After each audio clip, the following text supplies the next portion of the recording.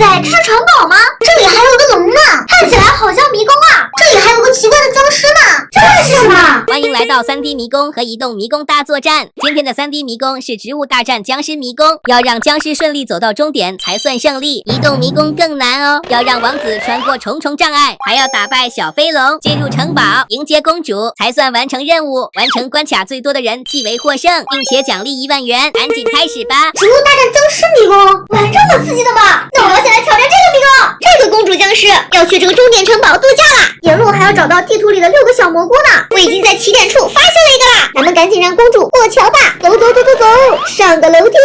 咱们先向左出发，穿过草丛。现在我要上树啦，上个楼梯。我发现蘑菇啦，这里还有个蓝色的小楼梯呢。这个楼梯好长啊，我们要小心一点，慢慢走。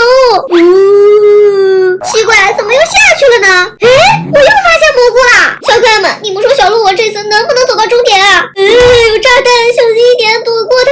完犊子了，又遇到炸弹了！看来上面的路啊是行不通了。这次我们从这边走，看见没？前面有楼梯哦，继续上。小蝴蝶，你好啊！咱们现在要过独木桥喽，遇到炸弹，远离它，赶紧上楼梯吧！爬过这个小坡，我就要到达终点了！我去，到达终点！我已经找到了4个蘑菇了，还有2个蘑菇在这里呢。僵尸公主的任务成功完成，我只用了2条命就成功了。这么简单，那我也来试一试。这一次我来走这个大脑地图。这该不会是僵尸的大脑吧？我的任务是要让土豆找到这边的土豆大炮。咱们先从这里出发，路过了一个小萝卜头，拐个弯继续走。哇塞，这里有个大萝卜，拐一个大大的弯。小伙伴们，你们发现没？这一路上有好多小萝卜呀，他们这该不会是在为我指路吧？我感觉我离终点越来越近了。到终点了，看我也到达终点了。你这也太不科学了吧，沿路一个阻碍物都没。